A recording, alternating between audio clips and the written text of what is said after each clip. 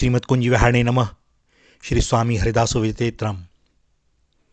भैया, भगवत भक्तों के और संतों के चरित्र को जब भी सुनने का अवसर मिले बड़े शांति चित्त से सुनना चाहिए।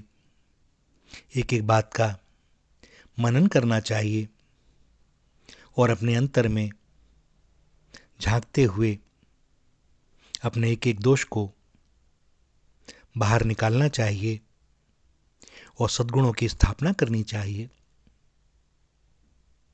समस्त लोकों के पिता में भगवान ब्रह्मा ने ही इस चराचर सृष्टि को उत्पन्न किया है। सृष्टि की इच्छा से उन्होंने 6 मानसिक पुत्र उत्पन्न किए, जिनके नाम मरीचि, अत्रि, अंगिरा, पुलस्त्य, पुलह और क्रतु हैं। इन्हीं मरीचि के पुत्र कश्यप हुए। दक्ष प्रजापति ने अपनी 13 कन्याओं का विवाह महर्षि कश्यप के साथ कर दिया। उनके नाम हैं अदिति, दिति, दनु, काला, दनायु, सिंगका, क्रोधा, प्राधा, विश्वा, विंता, कपिला, मनु और कद्रु। इन सब की इतनी संतानें हुईं कि उनसे सृष्टि भर गई। अदिति से समस्त देवता तथा 12 आदित्य हुए। सभी दैत्य दिति के पुत्र हैं। दनु के दानव हुए। काला और दनायु के भी दानव ही हुए। सिंहका से सिंह व्याघ्र हुए। क्रोधा के क्रोध करने वाले असुर हुए। विंता के गरुण, अरुण आदि 6 पुत्र हुए। कद्रु के सर्प, नाग आदि हुए। मनु से समस्त मनुष्य उत्पन्न हुए। इस प्रकार समस्त स्थावर जंगम, पशु पक्षी, देवता, दैत्य, मनुष्य हम सबके सहोदर ही हैं। एक कश्यप भगवान की ही सभी संतानें हैं। वृक्ष, पशु पक्षी हम सब कश्यप गोत्री ही हैं। इन 13 कन्याओं में अदिति भगवान कश्यप की सबसे प्रिय पत्नी थी। उन्हीं से इंद्रादि समस्त देवता हुए और भगवान वामन ने भी इन्हीं की अवतार लिया। इनका तप अनंत है, भगवत भक्ति अटूट है। ये दंपत्ति भगवान के परम प्रिय हैं। 3 बार भगवान ने इनके घर में अवतार लिया है। अदिति और कश्यप के महातप के प्रभाव से ही जीवों को निर्गुण भगवान के सगुण रूप में दर्शन हो सके हैं। कश्यप अदिति महातप कीना, तिन कहूँ मैं पूरब बर दीना। भगवान जिनके पुत्र बने उनके विषय में क्या कहा जा सकता है। भगवान कश्यप की पुराणों में बहुत सी कथाएं हैं। यहाँ तो इस संबंध में इतना ही बताना पर्याप्त होगा कि ये महानुभाव अपनी भक्ति बल से भगवान को निर्गुण से सगुण साकार बनाने वाले हैं और हम सब जीवों के आदि पिता हैं। और आज एक और भगवत भक्त महर्षि कपिल की बात। भगवान ही इस सृष्टि के आदि कारण हैं। वे सर्वेश्वर अपने संकल्प से ही जगत का विस्तार करते हैं और सर्वशक्तिमान रूप से इसका पालन करते हैं। जीवों के कल्याण के लिए वे दया में विभिन्न रूप धारण करके इस संसार में आते हैं। वे ही परम प्रभु मनु एवं प्रजापति के रूप से जगत के प्राणियों का पालन करते हैं। वे उदार चरित ही ऋषि एवं योगेश्वर रूप से इस भवसागर से पार होने का मार्ग बतलाते हैं और उस पर स्वयं चलकर आदर्श रखते हैं हम लोगों के लिए। उन लीलामय की इस विश्व लीला का तात्पर्य ही यह है कि अनादिकाल से माया मोहित त्रिताप तप्त जीव उन दया धाम आनंद सागर को प्राप्त कर ले। अतः वे प्राणियों के जीवन का ही रक्षण नहीं करते, वरन उन प्राणियों के कल्याण के साधनों का भी प्रवर्तन और रक्षण करते हैं।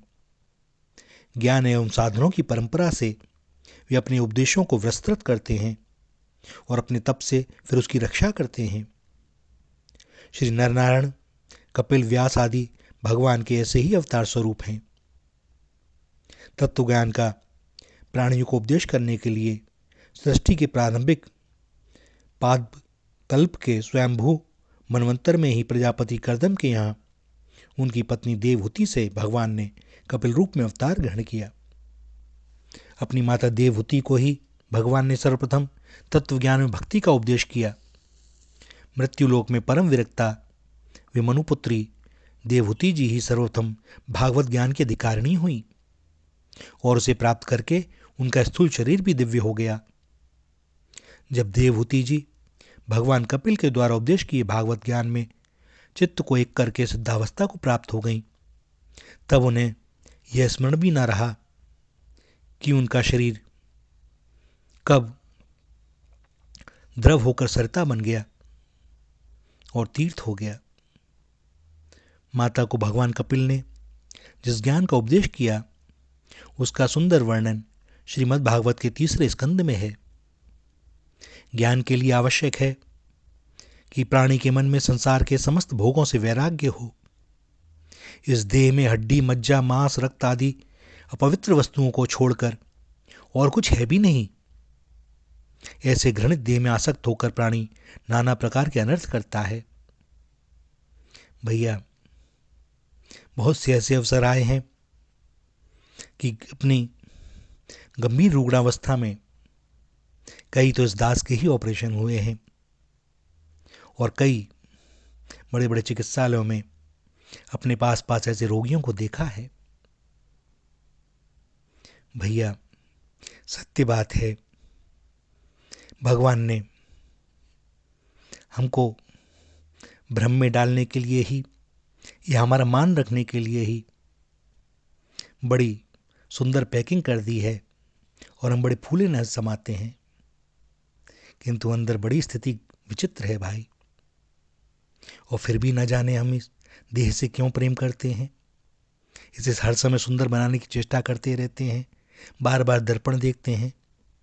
जो बचपन में स्वरूप था वह अब नहीं, किशोरावस्था में नहीं, युवावस्था में अलग हो गई, अधेड़ावस्था में अलग हो गई और वृद्धावस्था में अलग हो गई, किंतु हम तब भी बड़े प्रसन्न रहते हैं कि यह मैं हूं दर्पण में। कैसा भ्रम। और इसका फल यह होता है कि ऐसी घृणित देह में आसक्त होकर हम लोग नाना प्रकार के अनर्थ करते हैं, पाप करते हैं, जिसके कारण बड़े कष्ट से हमारी मृत्यु होती है। मृत्यु के पश्चात यमदूत नाना प्रकार की भीषण यातनाएं देते हैं। अनेकों नरकों में सहस्त्रों वर्ष तक जीव भयंकर कष्ट भोगता है। तब कदाचित भगवान की कृपा से ही वह श्लोक में मनुष्य योनि में आ पाता है। गर्भावस्था में यहां भी दुख ही दुख है। बाल्यकाल पराधीनता विवशता के कष्टों से भरा रहता है और युवावस्था में काम क्रोध आदि विकार हमको अंधा कर देते हैं। हम सब समय नाना प्रकार की चिंताओं में बराबर जलते रहते हैं। इच्छाओं की आपूर्ति हमें भीतर जलाती रहती है और वृद्धावस्था तो स्वयं में दुख स्वरूप है।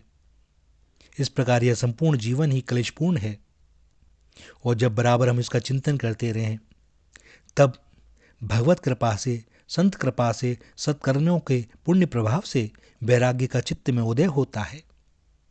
तब जाकर हमें संसार के दुखों को समझ पाते हैं और तब भगवान के श्री चरणों में अनुराग होने की चेष्टा होती है।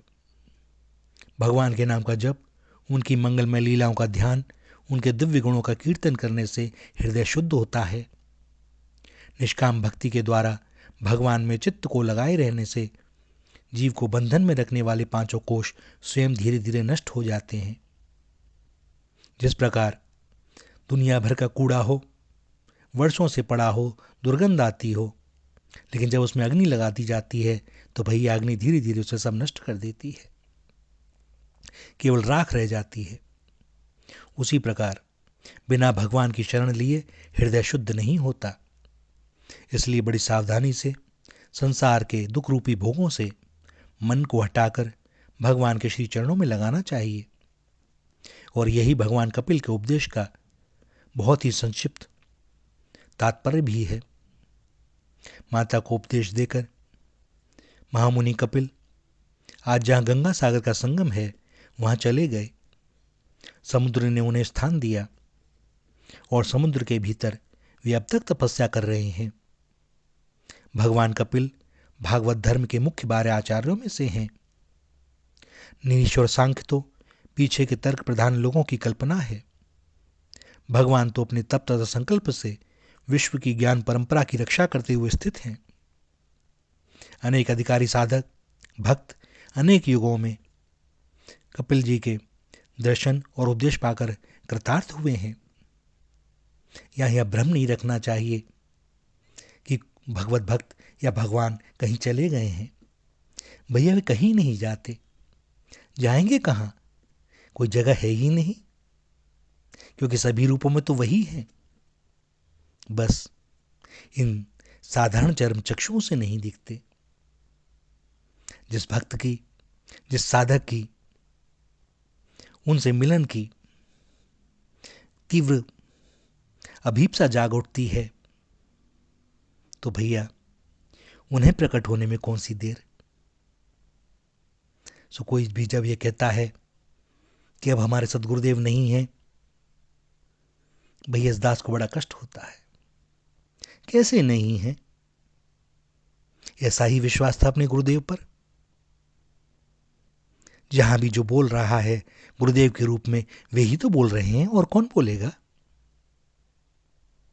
सदगुरुदेव ही बोल रहे हैं, भगवान कृष्ण ही बोल रहे हैं, श्री किशोरी जी ही हैं। हमारी आंखों की पट्टी खुलती नहीं, क्या करें? भगवान की शरण लें भैया, उन्हीं से प्रार्थना करें। वे परम कृपालु श्री प्रियालाल जी निश्चय ही हमारा मंगल करते हैं, करेंगे और करते ही हैं। श्री राधा, श्री राधा, श्री राधा।